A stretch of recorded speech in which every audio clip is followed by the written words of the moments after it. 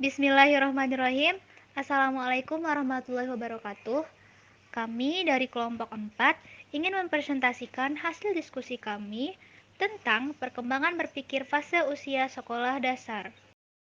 Saya Diniela Ayu Rosmiautami sebagai moderator sekaligus akan menjelaskan materi pertama. Sebelum lanjut ke materinya, mari kita buka presentasi ini dengan melafazkan al-basmalah. Bismillahirrahmanirrahim. Oke, langsung saja kita ke materi pertama, yaitu tentang pengertian perkembangan berpikir peserta didik.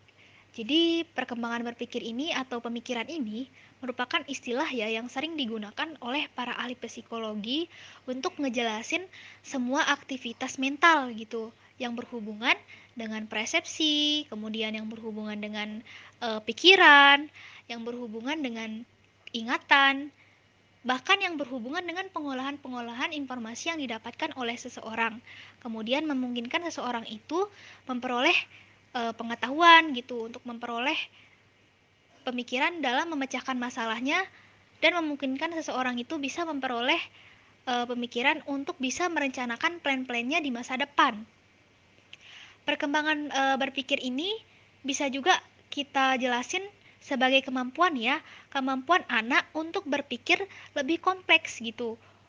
Dimana juga bisa kita jelasin kemampuan melakukan penalaran dan pemecahan masalah gitu, yang termasuk dalam proses psikologis yang berkaitan dengan bagaimana individu itu, bagaimana seseorang itu bisa mempelajari dan memikirkan tentang lingkungannya. Oke, itu tadi merupakan pengertian perkembangan berpikir peserta didik. Materi selanjutnya yaitu tentang karakteristik perkembangan berpikir peserta didik yang akan disampaikan oleh rekan saya, Eri Hairul Rafifah. Kepadanya dipersilakan. Baik, terima kasih atas waktu yang telah diberikan kepada saya. Selanjutnya, saya akan menyampaikan materi tentang karakteristik perkembangan berpikir peserta didik. Berdasarkan pada teori kognitif Piaget, pemikiran anak-anak usia sekolah dasar masuk dalam tahap pemikiran konkret operasional, yaitu masa di mana aktivitas mental anak terfokus pada objek-objek yang nyata atau pada berbagai kejadian yang pernah dialaminya.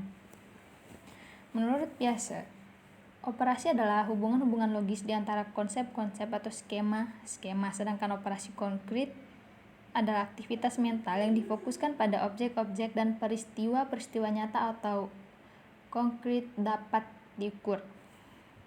Artinya, di mana pada usia anak sekolah dasar itu sudah memiliki kemampuan untuk berpikir melalui urutan sebab akibat dan mulai mengenali berbagai cara pemecahan permasalahan yang dihadapinya.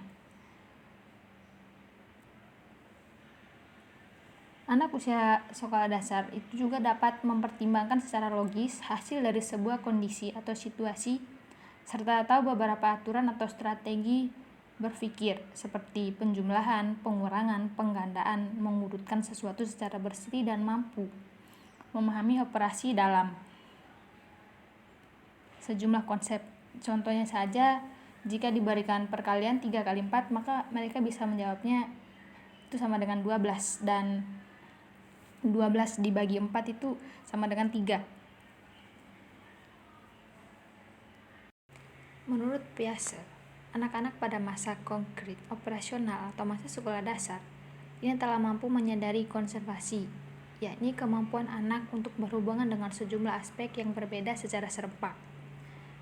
Hal ini dikarenakan pada masa ini anak telah mampu mengembangkan 3 macam proses yang disebut dengan operasi-operasi. 3 macam proses tersebut diantaranya yang pertama negasi, yaitu pada masa praoperasional anak hanya melihat keadaan permulaan dan akhir dari deretan benda, yaitu pada mulanya keadaannya sama dan pada akhirnya keadaannya menjadi tidak sama. Anak tidak melihat apa yang terjadi di antaranya, tetapi pada masa konkret operasional anak memahami proses apa yang terjadi di antar kegiatan itu dan memahami hubungan-hubungan antara keduanya. Pada deretan benda-benda, anak bisa melalui kegiatan mentalnya, contohnya mengendalikan atau membatalkan perubahan yang terjadi sehingga bisa menjawab bahwa jumlah benda-benda adalah tetap sama. Yang kedua, hubungan timbal balik atau resiprok, yaitu anak telah mengetahui hubungan sebab akibat dalam suatu keadaan. Yang ketiga, itu identitas. Operasi ini berkaitan dengan kemampuan menghitung. Misalnya, benda yang berbeda ukuran diurutkan secara memanjang, kemudian dihitung. Selanjutnya, benda dipindahkan secara acak dan disusun memanjang lagi. Anak pada usia sekolah dasar dapat menerima bahwa jumlah panjang semuanya akan tetap sama, karena setiap benda memiliki panjang yang tidak berubah. Anak dapat mengidentifikasi benda-benda satu persatu dan mengenali karakteristik masing-masing benda tersebut, termasuk panjangnya. Jadi, pada tahap ini, anak telah memiliki struktur kognitif yang memungkinkannya dapat berpikir untuk melakukan suatu tindakan tanpa dia sendiri bertindak secara nyata. Baik, itu saja yang dapat saya sampaikan dari materi karakteristik perkembangan berpikir peserta didik.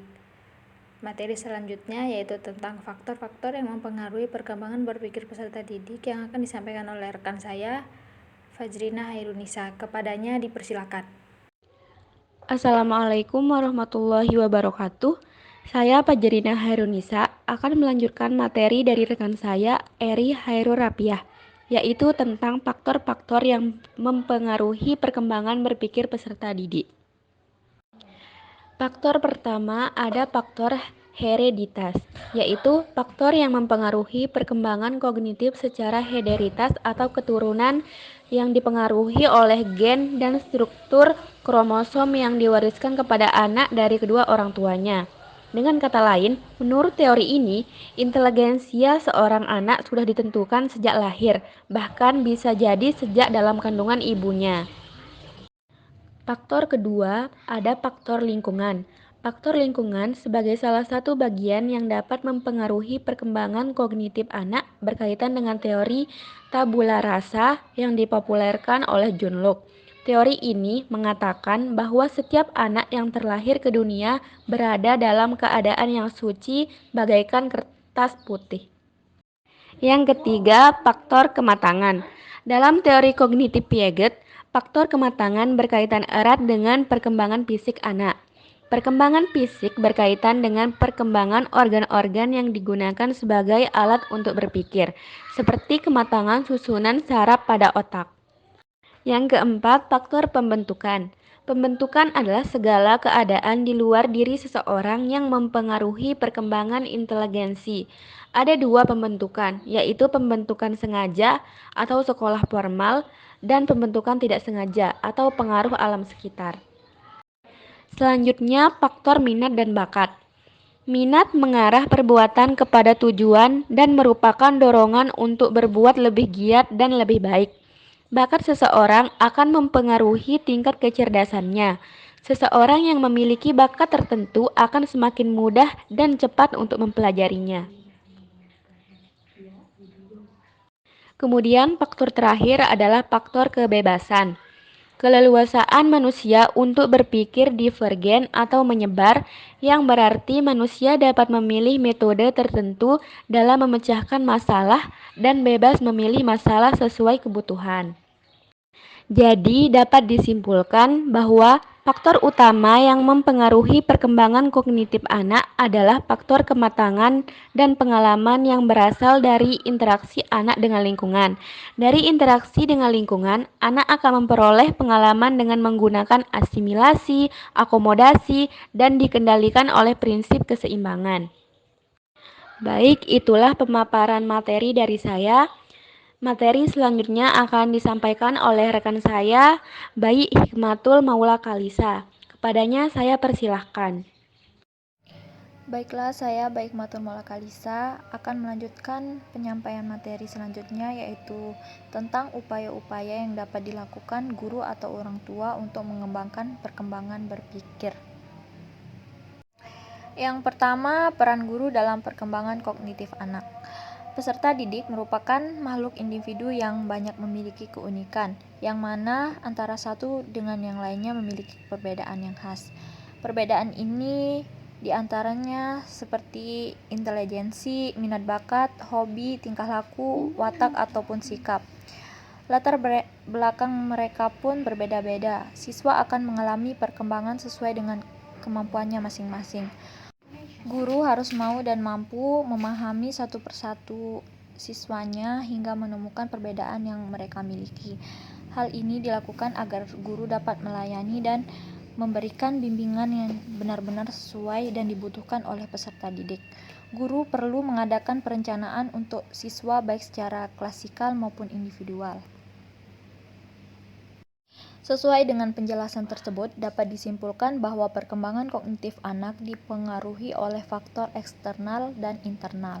Faktor eksternal diantaranya adalah berdasarkan stimulus yang diberikan oleh seorang guru dalam melakukan bimbingan terhadap peserta didik. Faktor ini sangat membutuhkan peranan seorang guru yang profesional dalam mengelola pembelajaran. Kemudian faktor internal adalah kemampuan yang telah ada pada diri peserta didik itu sendiri yang berkaitan dengan kemampuan kognitif, intelijensi, minat, bakat, dan lain sebagainya. Maka dari itu, prinsip-prinsip pengajar yang harus dipenuhi seorang guru adalah melakukan pendekatan terhadap anak, membangkitkan aktivitas anak, pembelajaran secara individual dan kelompok, serta mengorganisir interaksi sosial peserta didik. Selanjutnya, peran orang tua dalam perkembangan kognitif anak. Yang pertama itu, orang tua mengontrol waktu belajar dan cara belajar anak. Anak diajarkan untuk belajar dengan rutin, tidak hanya pada waktu ujian saja ataupun mendapat pekerjaan rumah. Setiap hari anak harus mengulang apa yang telah ia pelajari di sekolah agar kemampuan kognitif anak terus berkembang. Yang kedua itu, orang tua harus memantau kemampuan akademik anak. Hal ini dapat dilakukan dengan cara memeriksa nilai-nilai tugas anak. Dan ketiga, orang tua harus memantau perkembangan kepribadian yang mencakup sikap, moral, dan tingkah laku anak. Berkomunikasi dengan wali kelas atau guru kelas sangat diperlukan dalam hal ini. Yang keempat, bantu anak untuk mengenali potensi sesuai bakat dan minatnya. Sekian dari saya, mungkin itu saja yang dapat saya sampaikan materi tentang upaya-upaya yang dapat dilakukan guru atau orang tua untuk mengembangkan perkembangan berpikir. Materi selanjutnya yaitu manfaat mempelajari perkembangan berpikir fase usia sekolah dasar yang akan disampaikan oleh teman kita, Cindy Erlia. Padanya dipersilahkan. Manfaat mempelajari perkembangan berpikir fase usia sekolah dasar, yakni yang pertama mengetahui berbagai macam perilaku atau ciri-ciri siswa dan menemukan cara untuk menyikapinya. Kedua, mengetahui cara menyikapi peserta. Ketiga, menciptakan suasana belajar yang kondusif. Keempat, meningkatkan interaksi positif dengan peserta didik. 5. Menentukan metode pembelajaran yang efektif. Dan yang terakhir yakni yang keenam, memiliki ekspektasi pasti dari peserta. Mungkin itu saja dari kelompok kami. Bila ada kesalahan kata, mohon dimaafkan. Mari kita tutup presentasi kita dengan melafazkan Alhamdulillah. Alhamdulillahirabbil alamin. Sekian dan terima kasih. Wabillahi taufik wal hidayah. Wassalamualaikum warahmatullahi wabarakatuh.